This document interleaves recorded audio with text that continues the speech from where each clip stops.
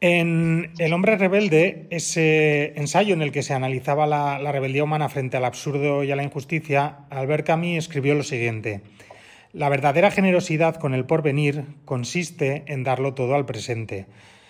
Camus escribió esto justo en la mitad del siglo XX, desde su casa en la región francesa de Provenza.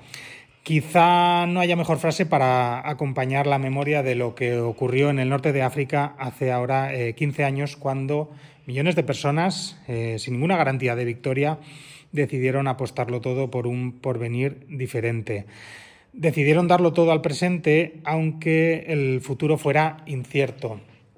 Aquel, si lo recuerdan, fue un tiempo de plazas repletas, de una energía colectiva difícil de describir. Las imágenes de esos momentos parecían anunciar el inicio de una nueva época. Veíamos a jóvenes reclamando dignidad, a trabajadores exigiendo justicia social, a familias enteras rompiendo el silencio impuesto durante décadas. Pero el tiempo, ese juez que no se deja impresionar por las multitudes, ha desdibujado parte de aquel impulso. Las estructuras del poder se reacomodaron, las economías siguieron tensas, las heridas coloniales continuaron abiertas, pero algo resiste, algo que no se ha extinguido del todo. ¿Qué es lo que permanece vivo bajo la superficie de esos estados, de esas ciudades y de las memorias de todas esas personas? ¿Dónde se refugia hoy el deseo de cambio?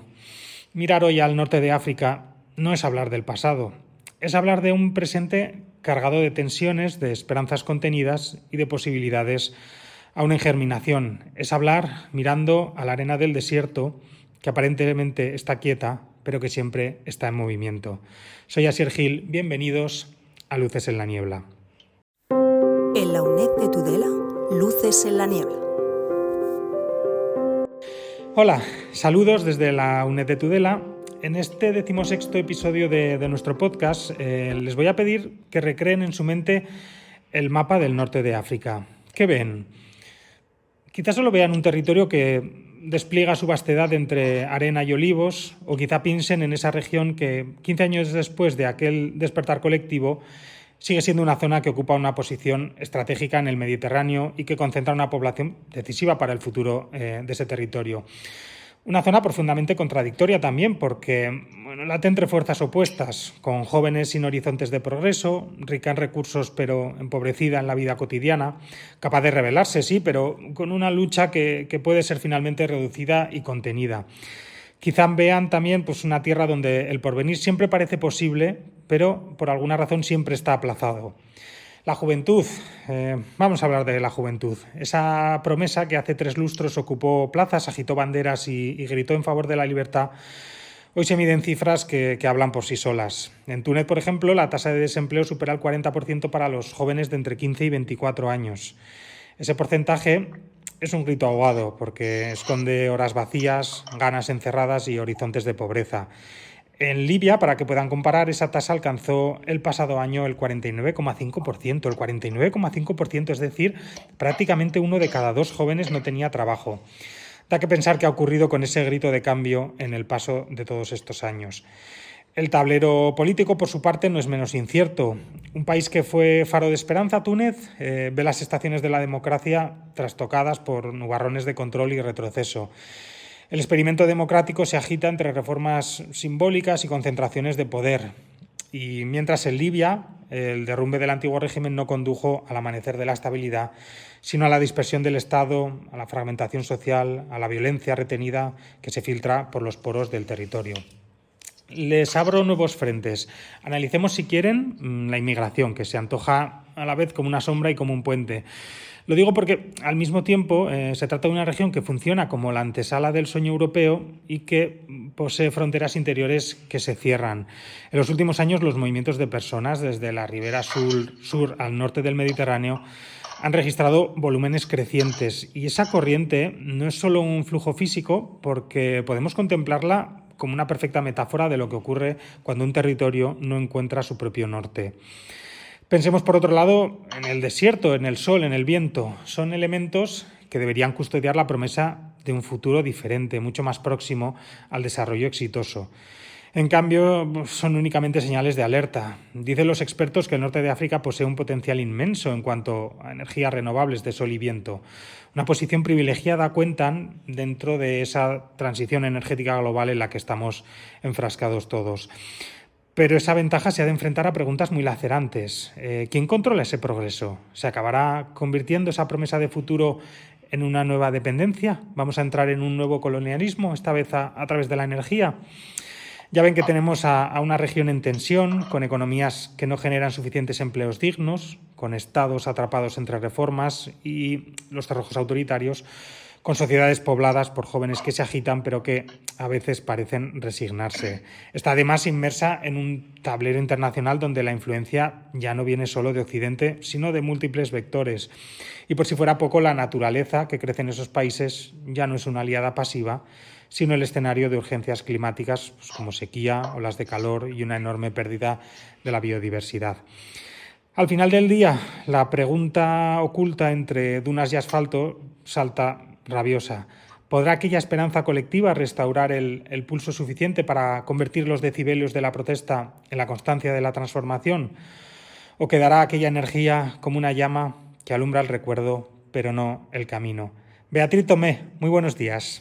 Hola, muy buenos días. Beatriz Tomé Alonso es profesora del Departamento de Ciencia Política y de la Administración de la UNED y es también vicedecana de Relaciones Internacionales en la Facultad de Ciencias Políticas y Sociología. Su labor docente e investigadora se centra precisamente en el ámbito de las relaciones internacionales, con una especial atención al espacio euromediterráneo y al norte de África. Ha estudiado en profundidad los procesos políticos derivados de las primaveras árabes, los factores de continuidad y cambio en la región y el papel de los actores internacionales en su evolución. Su trayectoria académica y su experiencia en el análisis de dinámicas geopolíticas la convierten en una referencia solvente para comprender el presente y los desafíos futuros del Magreb. Por todo ello es un lujo contar con ella para este podcast y como lo será también recibirla de manera online en la UNED de Tudela entre los días 18 y 26 de noviembre, cuando dirigirá el curso Crisis, Cambio y Continuidades en el Norte de África, 15 años después de las primaveras árabes. Las matrículas de esa formación ya están abiertas, así que los animo a que, si lo que van a escuchar en los próximos minutos pues les satisface, no dejen de interesarse por ese curso. Beatriz, muchísimas gracias por participar en Luces en la Niebla y por tratar de arrojar algo de luz a un escenario que brilló mucho hace 15 años y que ahora da la sensación de que se encuentre bastante apagado. Sí, muchísimas gracias a vosotros por el interés, por la invitación y también por una introducción tan viva y tan generosa. Gracias. Estoy encantada de estar con vosotros. Tras el estallido de la primavera árabe en el 2011, ¿qué principales líneas de continuidad? Hablamos de las élites en el poder, del control autoritario del Estado, de la desigualdad económica, de las dependencias del exterior. ¿Qué principales líneas de continuidad crees que podrían identificarse hoy en el norte de África y por qué resultan tan robustas? Claro. Mira, cuando hablamos de primavera árabe, que digamos que es un paraguas, es un término que funciona como un paraguas, porque bajo él cogen diferentes fenómenos, diferentes trayectorias. Normalmente nosotros hablamos, para comenzar, ¿no?, de primaveras árabes, precisamente para reflejar esa pluralidad de fenómenos que tienen lugar en la región, como tú muy bien has dicho, hace 15 años. Y cada vez más estamos hablando incluso de primaveras árabo-amasí, para reflejar las diferentes identidades, al menos estas dos principales del norte de África. Así que solamente con esta introducción estamos hablando de fenómenos complejos, de fenómenos que tienen muchas caras, multidimensionales y de muchos cambios, pero también muchas continuidades, como tú has dicho muy bien. Tenemos que hablar de tres grandes escenarios, ¿no? Cuando nos remitimos a lo que ocurrió hace 15 años, y esos tres grandes escenarios nos van a ayudar también a entender qué es lo que está ocurriendo hoy, junto con otros factores que vamos a ir desgranando, ¿no?, en este espacio que estamos compartiendo ahora.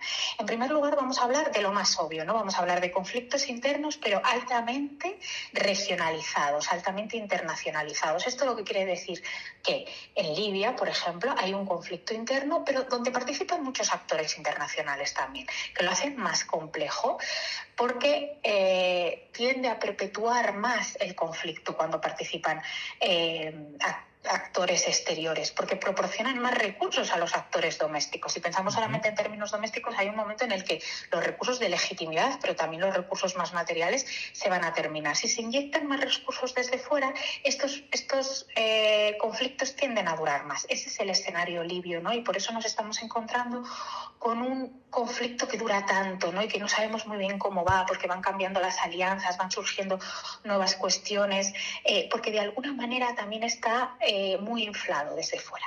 Luego vamos a ver la gran esperanza, los cambios democráticos, ¿no? Y ahí Túnez ejerció durante años como faro, vamos a ver que luego no. Y después vamos a enfatizar un tercer escenario, que es al que tú has hecho principalmente referencia, que es el de la supervivencia autoritaria. Los regímenes y las élites autoritarios o semiautoritarios, porque el autoritarismo también, digamos que es una etiqueta que da cabida, ¿no?, a muchos tipos de regímenes y a muchos tipos de actores, vamos a ver cómo muestran una enorme resiliencia.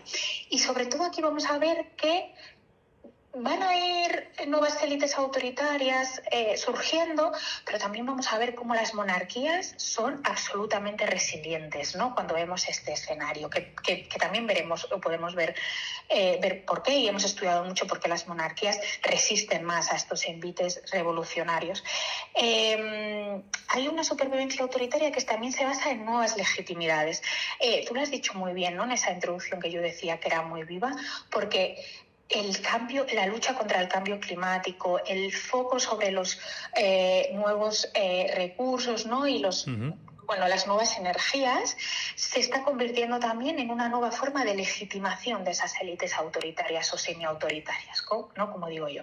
Entonces vamos a ver que, claro, son élites que han aprendido muy bien cuál es el juego del poder y lo están reproduciendo también de alguna manera porque, como tú has dicho, ¿no?, la propia estructura de los estados, las propias dinámicas estructurales tienen que ver con quién tiene acceso a los principales recursos, ¿no? Y son estas élites las que mejor están posicionadas, de manera que, puesto que su objetivo principal es la supervivencia, pues tienden a buscar esa supervivencia, ¿no? Está muy ligado a esa estructura postcolonial. Simplemente yo siempre uso este ejemplo porque creo que es muy visual. El uso del francés como idioma vehicular para acceder a determinadas posiciones sociales. No se aprende por toda la sociedad de la misma manera. Hay un grupo de élites que sigue controlando el uso del francés y el francés se necesita para acceder a las principales posiciones sociales, ¿no? Entonces, en algo tan básico, ¿no?, sobre lo que reflexionamos a veces poco, que es el uso de un idioma, se impone, ¿no?, refleja ese pasado postcolonial, refleja cómo algunas élites pueden acceder. Después sigue muy, muy en boga, ¿no?, y sigue siendo una de las principales líneas que atraviesa estas sociedades, la desigualdad. Desigualdades económicas, desigualdades de clase social y también desigualdades generacionales, ¿no? O sea, hemos visto cómo pues, los jóvenes siguen lanzando reclamas, ¿no? Quizá no ya tan estructuradas o en movimientos tan compactos como parecían, ¿no?, aunque había mucha pluralidad también ahí durante la primavera árabe, sino bueno, desde otras posiciones que luego, si queréis, reflexionamos un poco sobre eso. Vale, a mí me gustaría también preguntarte, ahondando en esta respuesta, ¿influye mucho la inercia que llevaban estas instituciones o es más bien una cuestión de cultura política de la población la que ha permitido, pues eso, que estas líneas de las que hablábamos al final resulten tan robustas y resilientes? Las dos cosas, creo que las dos cosas. Hay una dinámica, ¿no?, que hace que en ciencia política llamamos eso, lo sé decir en inglés, path dependency, ¿no? Es como dependencia estructural, ¿no? O sea, una vez que una dinámica se inicia, esa dinámica tiende a perdurar, ¿no? Entonces, hay una cuestión de dinámica, pero también hay una cuestión que tiene que ver con la sociedad. Y tenemos que pensar ahí que son sociedades sobre las que ha caído con mucha fuerza la narrativa de la división, donde las élites se han esforzado por dividir, por marcar las diferencias dentro de la sociedad. Eres más islamista, eres más, voy a decir laico en términos políticos, más antiislamista, eres más moderno, más conservador, ¿no? Y digamos que de alguna manera han avivado el miedo a que si la situación no es estable, pueden gobernar algunos que gobiernen contra tus intereses, ¿no? Esto de la narrativa que comúnmente es muy conocida como al final yo soy el mal conocido, ¿no? Pero te aporto cierta estabilidad. Vale. Por decirlo de manera muy coloquial. Y luego no hay que perder de vista también que que cuando tú haces un esfuerzo revolucionario y eso no tiene las consecuencias que tú esperabas, de alguna manera también das un paso atrás, ¿no? O sea, pierdes cierto interés por la política, por la vida pública, luego vienen nuevas generaciones, ¿no? Pero bueno, eso también hay que tenerlo en cuenta. ¿Qué papel jugaron los ejércitos y las élites económicas en acallar un poco, ¿no?, ese grito de cambio? Aquí vamos a ver que hay diferentes escenarios también, ¿no? Algo así dicho de manera muy general, para que una revolución tenga éxito, el ejército tiene que ponerse del lado de los revolucionarios, ¿no? Esto vemos como vimos como algunos regímenes, como por ejemplo el régimen de Marruecos, actuaba de manera muy compacta, ¿no? Las élites actuaban de manera muy compacta, ¿no?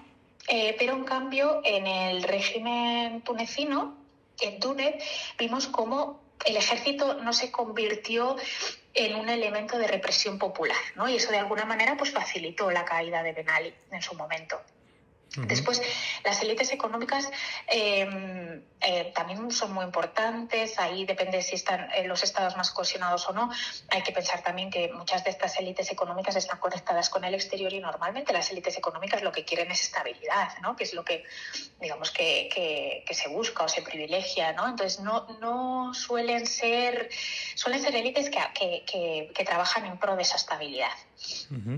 Vale. ¿En qué medida aquellas revueltas populares consiguieron cambiar realmente los regímenes políticos? ¿Consiguieron hacer algo que durara en países como Túnez, Argelia, Marruecos o Libia? ¿O fueron solo fogonazos puntuales? Bueno, vemos que el escenario libio ha cambiado completamente. Argelia no fue tan tocada por lo que entonces por lo que llamamos primaveras árabes, sino que digamos que la revolución entendida como tal, o revueltas populares, podemos verlas después, ya más hacia el 2019, ¿no? Con el Hirak, bueno, con un movimiento que es similar a lo que se produjo en las primaveras árabes, pero digamos que Argelia no fue de los países más afectados. Marruecos mostró muchísima estabilidad, muchísima resiliencia, muchísima capacidad de respuesta, transformó la constitución, ¿no? Luego vamos a ver que eso también ha tenido sus límites, pero se muestra como una élite política con mucha capacidad de respuesta, y el gran escenario que vemos que cambió en ese momento fue Túnez, de los países de los que estamos hablando. Vemos como Túnez efectivamente inicia un proceso democrático en el que, por cierto, los islamistas de Ennahda, el partido político islamista tunecino, tiene un enorme protagonismo, pero también vemos como ese impulso democrático se va resquebrajando, ¿no?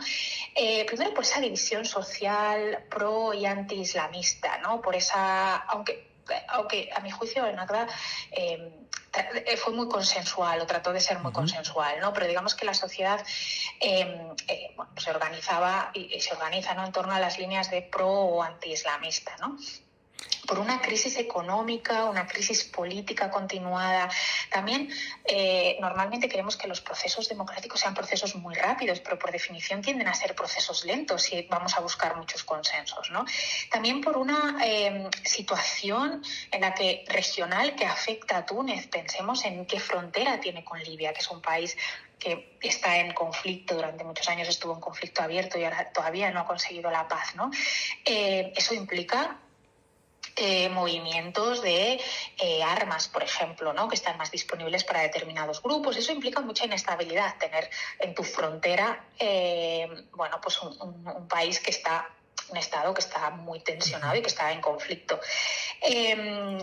Luego vamos a ver también que hay un creciente desinterés por la política.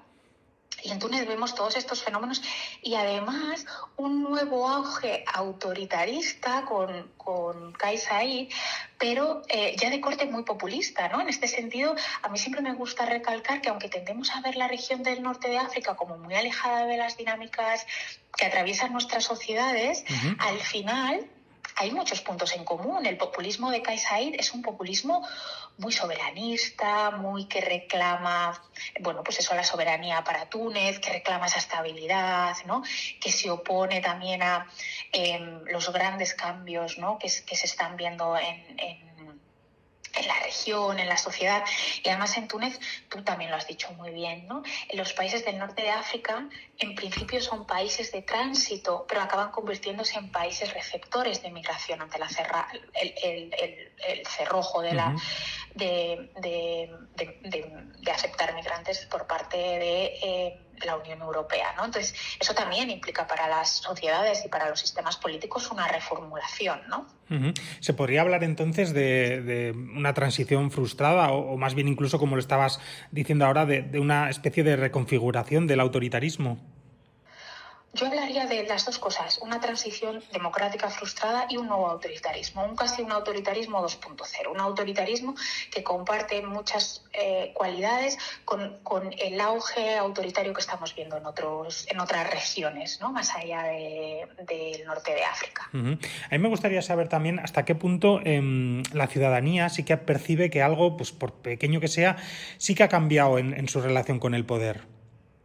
Sobre todo, yo reflexionaba el otro día qué es lo que más ha cambiado, ¿no? Porque efectivamente vemos que muchas de las élites han sobrevivido, que seguimos hablando de descontento social, de desempleo, de desigualdades.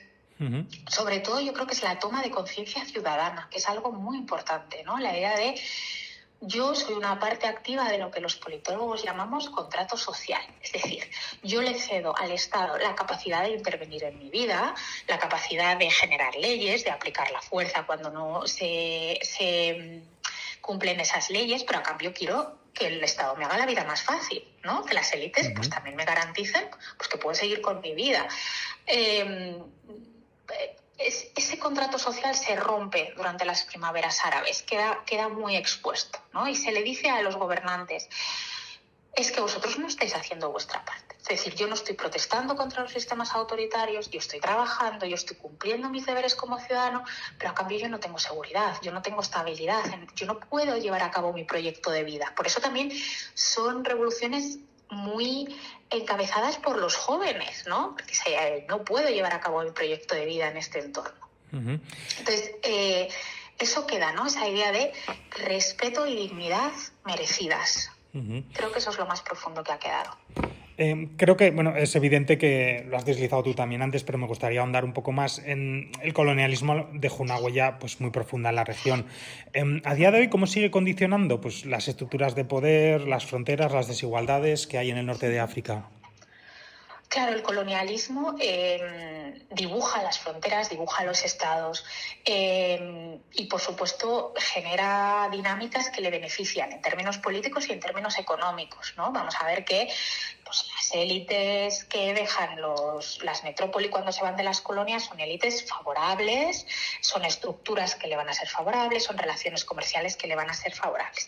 El colonialismo, por tanto, tiene todavía hoy una huella muy palpable, por ejemplo, en conflictos territoriales. Las fronteras todavía están siendo motivo de discusión, ¿no? Están muchas veces en primera línea. Pero más allá de eso, podemos hablar también de la propia naturaleza, de cómo se han configurado las oposiciones, de las propias voces, ¿no? Yo estaba pensando cuando pensaba sobre cómo el colonialismo ha impactado, ¿no? Y cómo esto se puede explicar de una manera, bueno, pues muy, muy sencilla. Fíjate que ahí creo que los movimientos islamistas lo explican muy bien, ¿no? Y los movimientos islamistas hay que entenderlos mucho, si queremos, como movimientos de una recuperación de un sentir religioso, pero sobre todo como movimientos anticoloniales. Y esa idea que transportan de el proceso de colonización no ha terminado, y no ha terminado en términos culturales, no ha terminado en términos políticos y no ha terminado en términos económicos. En términos culturales, porque todavía seguimos utilizando los cánones y las estructuras impuestas desde fuera, lo que decía del francés hace muy poco, hace un par de minutos. Por eso hay autores como Bourgault, ¿no? Que hablan de el islamismo al final es un hablar musulmán, un hablar de la región, ¿no? Una manera de decir, ¿qué queremos ser nosotros, ¿no? Sin este pasado colonial que somos nosotros. Uh-huh. También la cuestión política terminó, ¿no? Como Sí. las élites políticas tienen una conexión y a veces una dependencia del exterior, sobre todo en los países europeos, estamos mirando mucho a Francia, y por supuesto cómo las empresas exteriores, las empresas europeas están beneficiándose de la situación política de estos países. Fíjate que hace poco recordaba que hace 2-3 años hubo un escándalo en Túnez porque los desechos de empresas italianas se estaban trasladando a Túnez. Entonces, casi como siguen actuando como un poco el vertedero, ¿no?, de los países europeos en ese sentido. Y por último, esas relaciones, y con esto ya termino, tan íntimas con los países europeos, cada vez están también más en cuestión, no solo por los islamistas, sino por las propias élites que están buscando en un mundo más multipolar tener más alianzas más allá de los países europeos para garantizar su supervivencia ante una pérdida de poder global de Europa. Pero tienen todavía mucho peso y mucha influencia estas potencias europeas, evidentemente, sobre todo Francia, en las políticas internas de estos países. Las políticas internas en el peso económico son los primeros socios comerciales. No en todos los países de igual medida, ¿no? En igual medida, pero sí sigue estando muy presente Francia, sí. Durante años yo creo que Túnez fue el emblema del éxito de las primaveras árabes, pero hoy se habla más de un retroceso democrático. ¿Qué ha sucedido allí en todo este tiempo? Claro, en Túnez han sucedido, como decíamos antes, varios fenómenos, ¿no?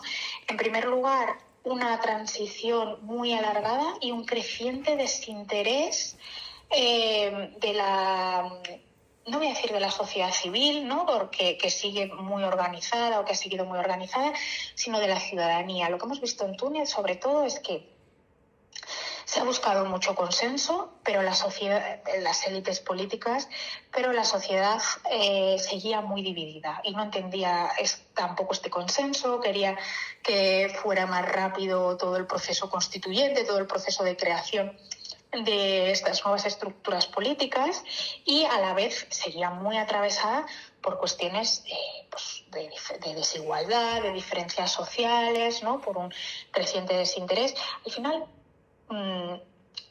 decía un profesor mío de historia que tuve en el instituto, para protestar también hay que tener el estómago lleno, ¿no? Cuando tú te estás preocupando todo el día de cómo llegar a final de mes, es más difícil organizarte, ¿no?, como sociedad civil activa. Y esto es en buena medida lo que ha pasado, ¿no? De alguna manera la sociedad civil, que estuvo durante mucho tiempo muy vigilante, ha perdido ese impulso y además está muy atravesada por una situación económica muy compleja y social muy compleja y muy difícil. Y bueno, pues ha llegado Kais Saied, ¿no?, que con este populismo que conectábamos antes a otras regiones del mundo, pues trata de dar estas fórmulas mágicas que solo el populismo sabe dar. O sea que con todo lo que estás diciendo ves muy imposible, muy difícil que pudiera darse una nueva ola de movilización social en este país. Bueno, a mí me ha gustado mucho la imagen de un desierto que parece muy tranquilo, pero que puede estar en ebullición. Yo no lo veo ahora mismo que vaya a suceder a corto o largo plazo, ¿no? A corto o medio plazo, perdón. Pero bueno, nunca se sabe. Claro, las condiciones siguen estando ahí. O sea, las condiciones de desigualdad, ¿no?, de muchas veces falta de respeto por parte de las élites del poder, ¿no?, de dificultades, sigue estando ahí, pero también todas esas divisiones sociales, toda esa frustración también, que entiendo que por eso igual tenemos que esperar un poco más.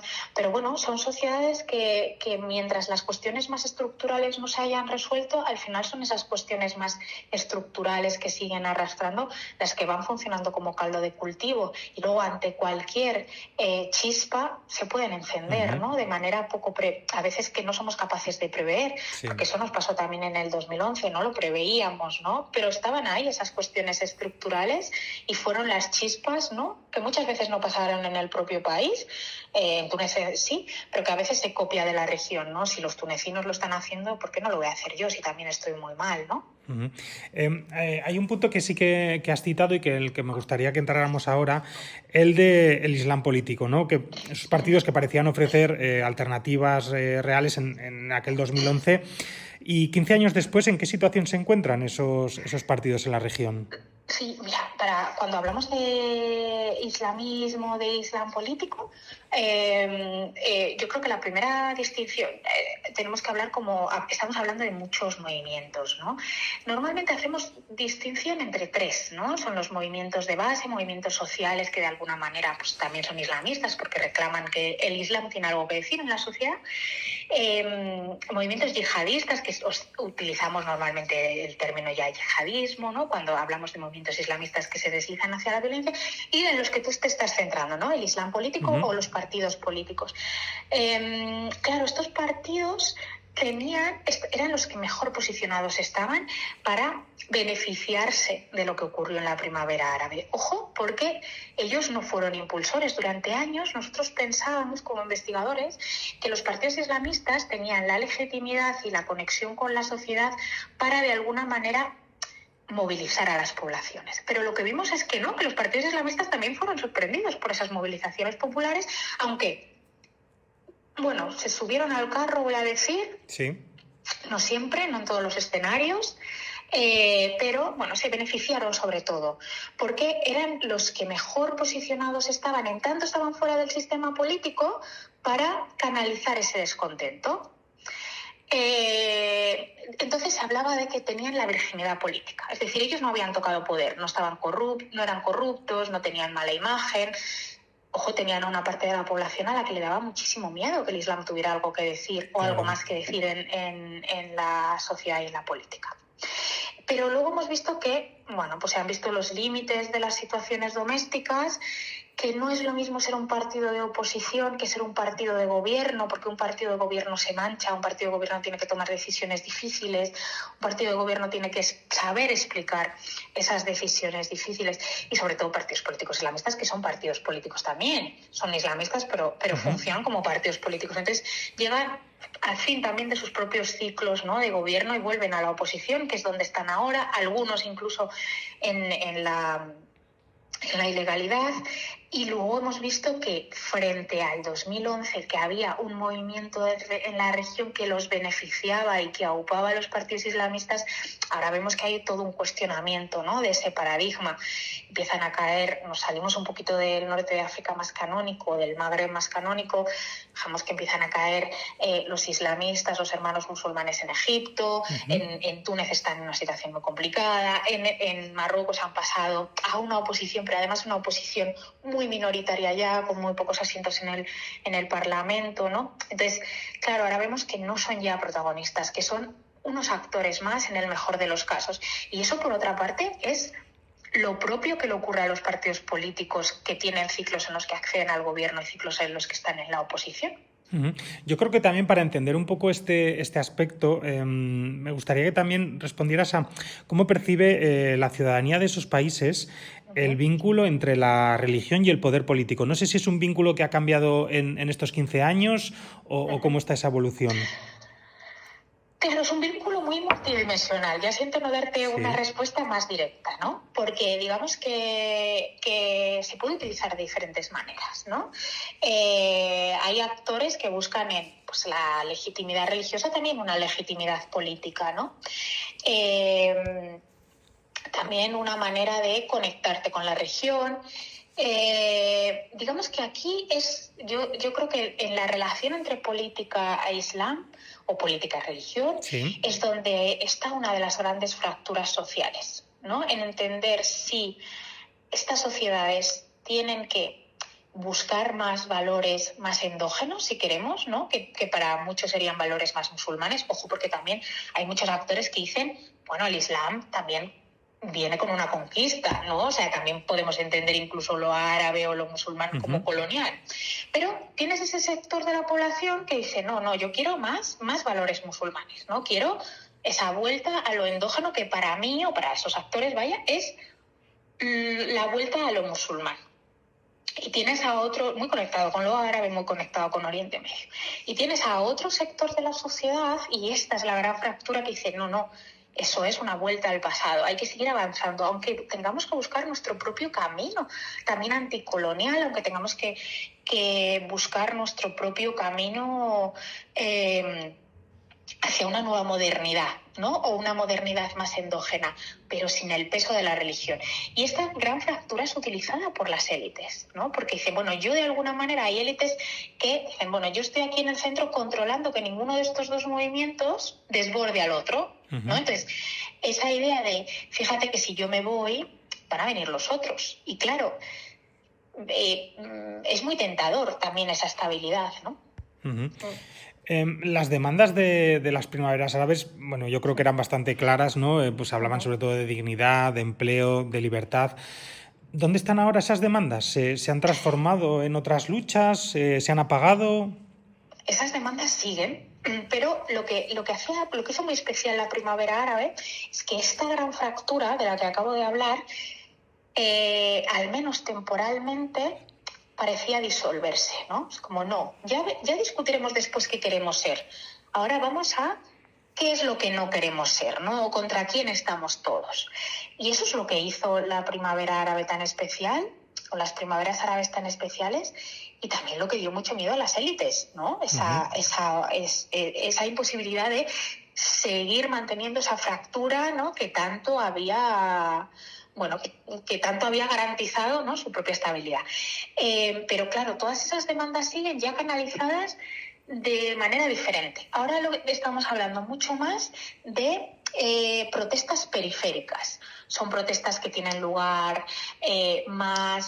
con movimientos sociales más pequeños, más localizados, más pegados a algunos territorios, pues por ejemplo con expropiaciones, con planes urbanísticos con los que la población local no está de acuerdo, con incluso movimientos sociales muy relacionados con las nuevas energías, el cambio climático, ¿no? Toda esta nueva línea de protesta de, vamos a preservar nuestros paisajes y nuestros medios naturales, ¿no? En este contexto de degradación, con un poco lo que decía antes sobre Túnez, ¿no? Y los residuos italianos, ¿no? Que acaban en Túnez, ¿no?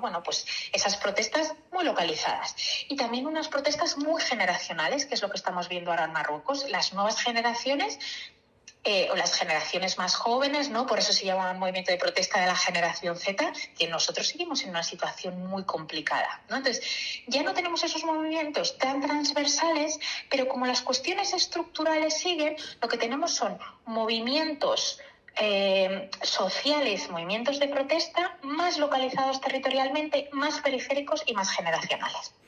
¿Crees también que con transiciones que pues eso se alargaban tanto, al final haya podido pesar más en la población el desencanto que la esperanza? Sí, porque ese desencanto iba acompañado de un empeoramiento de las condiciones de vida. O sea, es una cuestión emocional, pero es una cuestión también material. Al final, claro, conviven mucho estos dos fenómenos, ¿no? De ya lo intentamos y nada cambió, y ya lo intentamos y vivimos años muy difíciles. Sí. Creo que también podríamos hablar de los cambios que ha habido en el tablero internacional, con China, con Rusia, con Turquía, que han incrementado su presencia en estos países. ¿Cómo han modificado estos movimientos las relaciones de esta región con Europa y Estados Unidos? Por estos movimientos te refieres a este auge China, de Rusia, terceros Turquía, actores, eso ¿no? es, De actores eso es. nuevos. Bueno, estos actores, claro, fíjate que yo ahí pondría como un punto en el que nos tenemos que fijar la crisis sanitaria generada por el COVID-19, por la pandemia.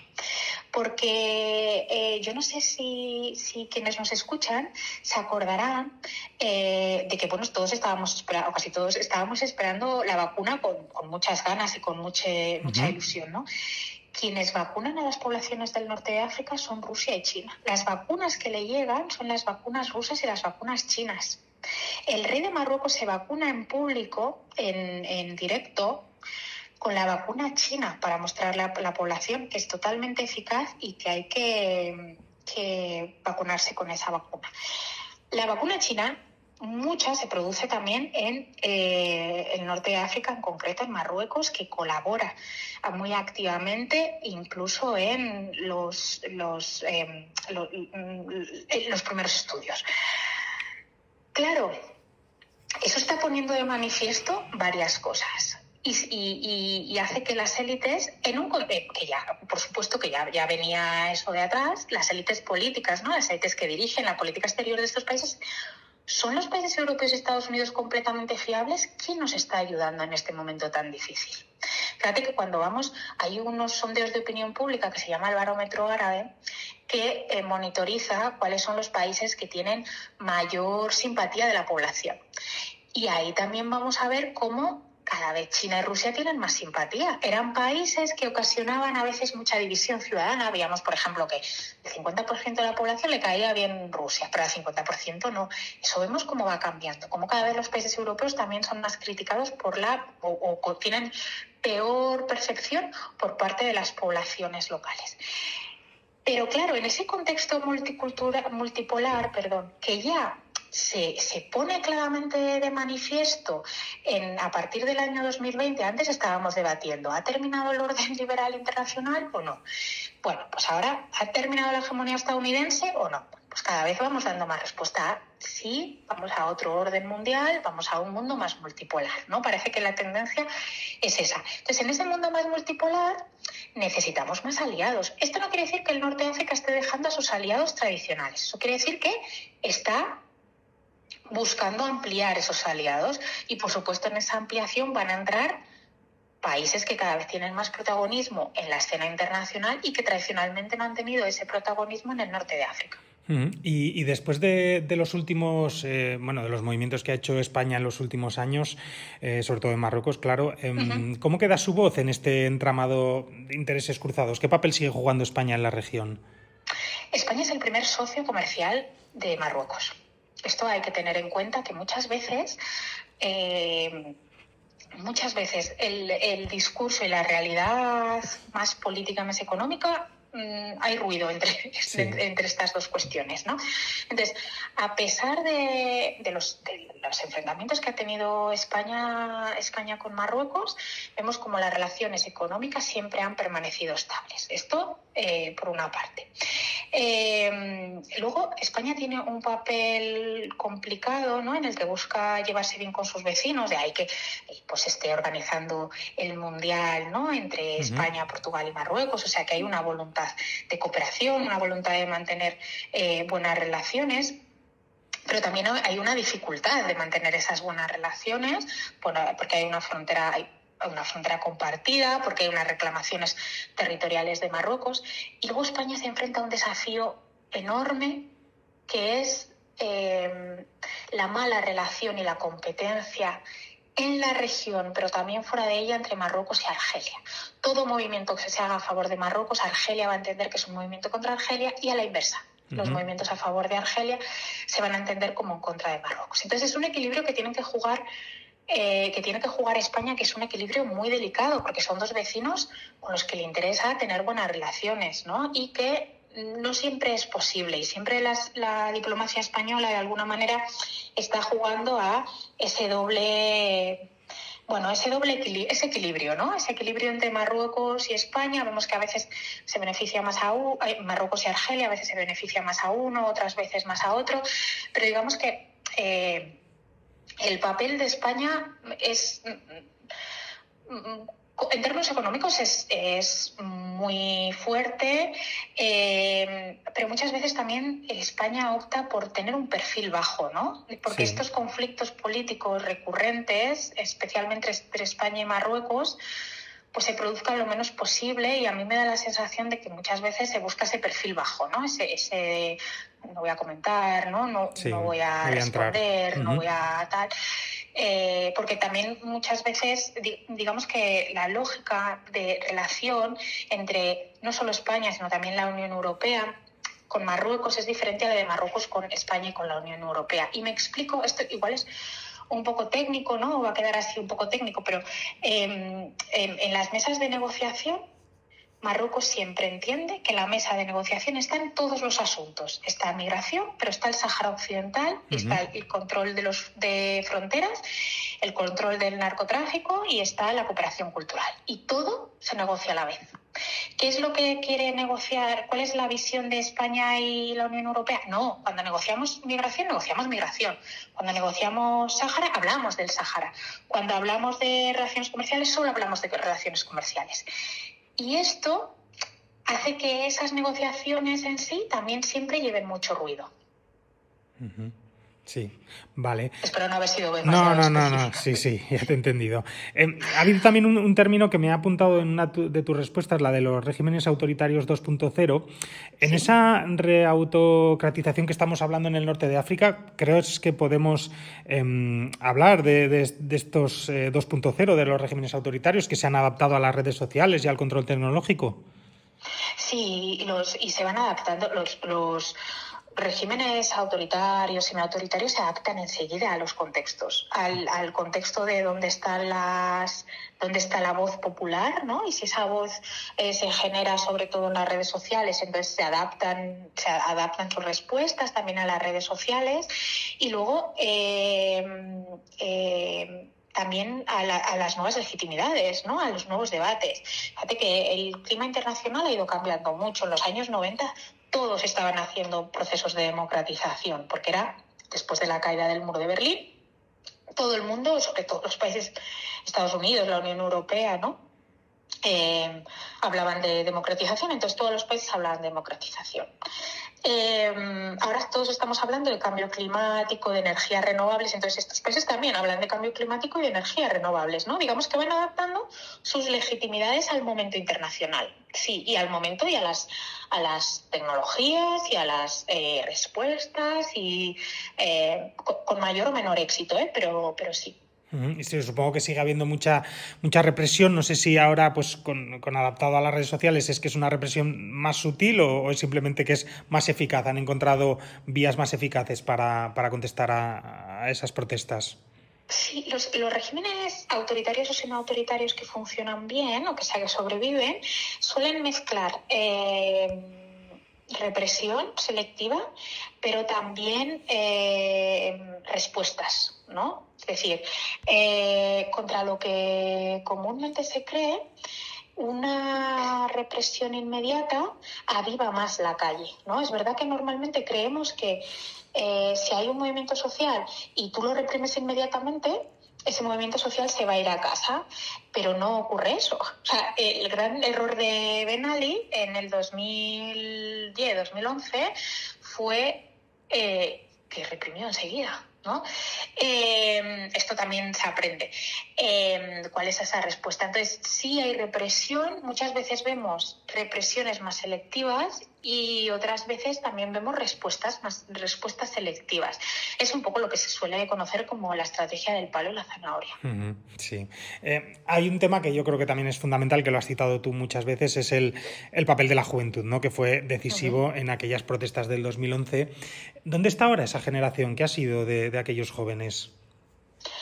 Pues esa generación en algunos casos sigue muy activa, sigue en movimientos sociales, ¿no? Que se han estabilizado, sigue también participando y poniendo en valor algo que tenemos a veces muy poco en cuenta y son esos procesos de aprendizaje, ¿no? De qué hicimos bien, qué hicimos mal, pero sobre todo es que esa generación ya no es tan joven, ¿no? Entonces, la fuerza ahora, sobre todo de protesta, la vamos a encontrar en grupos más jóvenes, claro. Se va, pues los jóvenes del 21, ¿no? De alguna manera van saliendo de esa escena, aunque ya digo que muchos permanecen y van dejando lugar también a pues a vía joven, ¿no? Y otras protestas, otras maneras de hacer. ¿Crees que existe un nuevo activismo que esté más fragmentado, que puede ser menos visible, pero que tenga también tanta potencia como las protestas del 2011?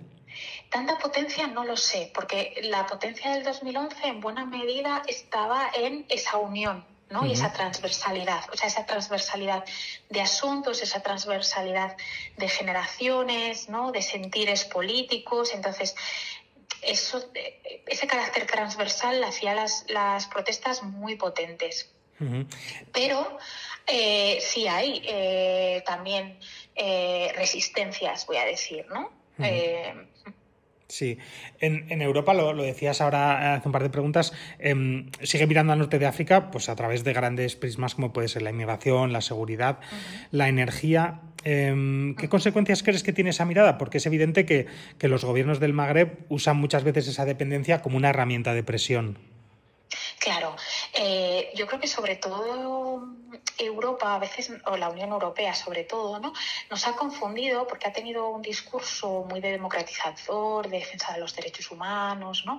Pero siempre ha buscado esa estabilidad de el quién, con quién pueda hablar, y esa estabilidad de la región para que precisamente, ¿no?, controlar estas cuestiones, controlar los flujos migratorios de manera más fácil, controlar pues los radicalismos, controlar a las mafias, ¿no?, en términos, como tú bien decías, de seguridad. Yo creo que eso ha hecho también que la Unión Europea no se perciba de manera muy positiva por los movimientos sociales, ¿no?, sino que se le percibe más o menos de manera explícita como alguien que termina apoyando a los regímenes, ¿no? Y en ese sentido, claro, Ben Ali era una excepción, porque Túnez es un país muy pequeño. Túnez en el 2011 tampoco estaba en las grandes rutas de migración. No quiero decir que no fuera relevante, ¿no? Pero no era tan relevante como sus vecinos, tampoco tiene energía, ¿no?, como tiene Argelia, o no buscaba convertirse en foco de energía renovable como está haciendo ahora Marruecos. Entonces era quizá el más fácil, ¿no?, el país más fácil.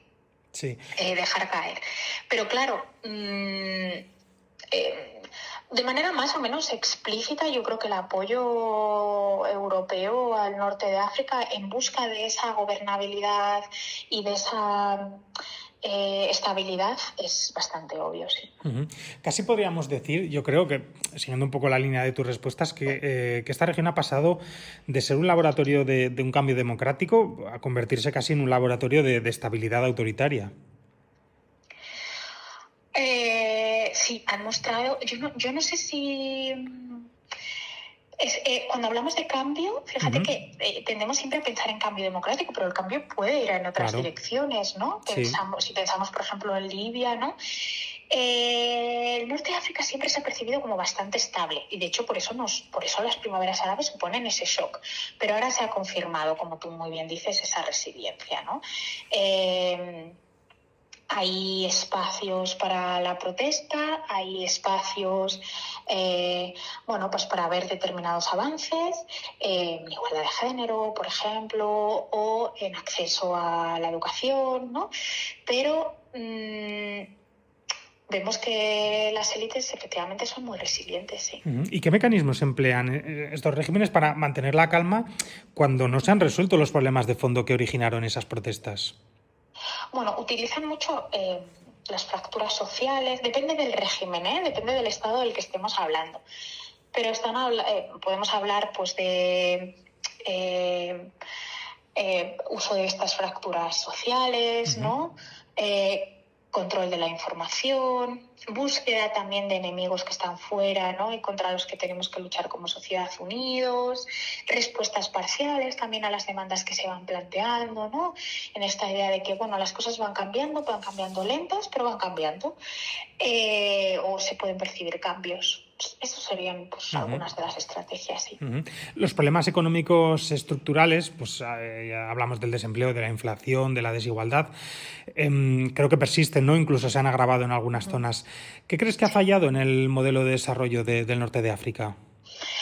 Pues, claro, yo no soy especialista en economía, ¿no? Pero creo que el control de los recursos económicos por algunas élites sin hacer esto extensible al resto de la población, la fractura rural-urbana que sigue estando muy presente en términos económicos, también en términos sociales y políticos, por supuesto, la dependencia extranjera también no hay que olvidarlo, ¿no? Son países débiles, sobre todo en términos económicos, muy dependientes del exterior.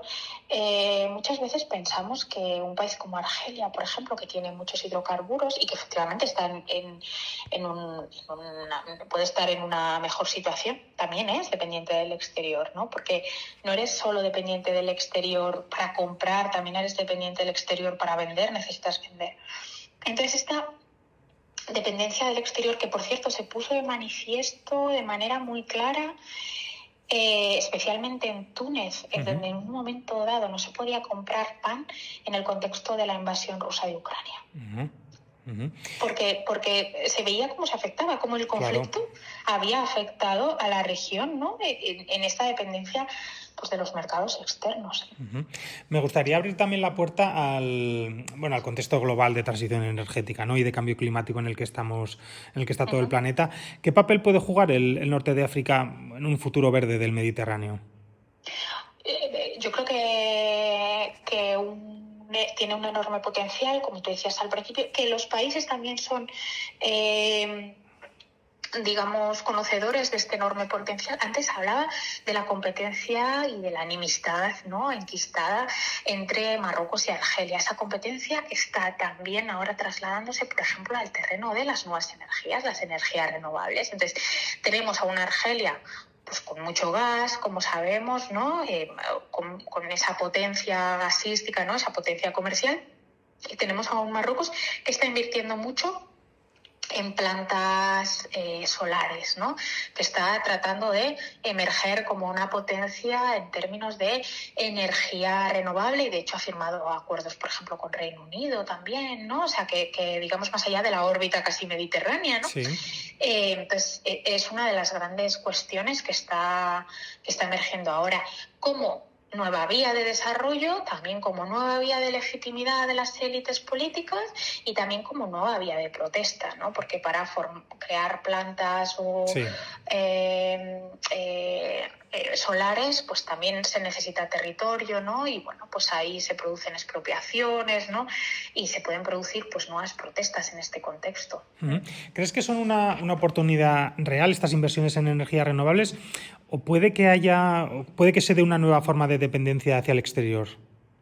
No, yo creo que es una manera real, puede ser una manera real de desarrollo. De nuevo, tendremos que ver, ¿no?, cómo se organiza. Sobre todo creo que tiene que ver con esa nueva búsqueda de la soberanía, ¿no? Y eso, en un mundo multipolar, cada vez es más fácil no ser dependiente solamente de un actor, ¿no?, sino ser capaz de equilibrar esas dependencias. Por eso también los países del norte de África están buscando más relaciones exteriores, ¿no?, y no depender tanto de sus socios tradicionales en su política exterior. A menudo se describe la región parece como un espacio de crisis, pero supongo que en estos años habrá habido avances que igual han pasado desapercibidos. A tu juicio, ¿qué transformaciones positivas destacarías de estos 15 años? Yo creo que ha habido una mayor conciencia ciudadana, como decíamos antes, ¿no? O sea, una mayor conciencia de dignidad. Creo que también ha habido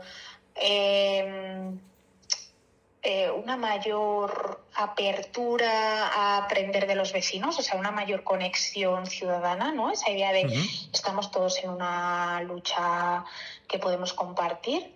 Creo que también ha habido avances y que se han cuestionado, ¿no? Pues, o sea, que han entrado debates muy profundos a las sociedades, ¿no? De, bueno, pues formas de gobierno, utilidad o no de los partidos políticos, qué actores nos representan más y cuáles menos. Todos esos debates que de alguna manera permanecen en la sociedad, creo que han sido positivos. También es verdad que el norte de África no es ajeno a las dinámicas globales, ¿no? Y un poco se está señalando ahora, bueno, pues que la democracia está en retroceso, ¿no? Sí. Entonces, pues también está afectando eso obviamente al norte de África. Pero creo que sobre todo por ahí, ¿no? También más acceso a la educación, ¿no? De alguna manera, más acceso al mundo, más interés por ver qué es lo que está pasando en otros lugares. ¿Y qué papel juegan las mujeres en esos cambios? Pues un papel fundamental, claro, porque muchas de las movilizaciones, por no decir casi todas, tienen también cuestiones de género, ¿no? O sea, estas reivindicaciones Por ejemplo, ahora lo que estamos viendo en las movilizaciones de la generación Z en Marruecos es que vemos que las mujeres también están saliendo a la calle igual que los hombres, ¿no? Ya lo veíamos también en las primaveras árabes. Pero se están poniendo sobre la mesa muchas cuestiones relacionadas con el género, con la diferencia. Por ejemplo, durante estos años se ha aprobado en Túnez el acceso igualitario a la herencia entre hombres y mujeres, ¿no? Que era una de las grandes reclamaciones de las organizaciones feministas.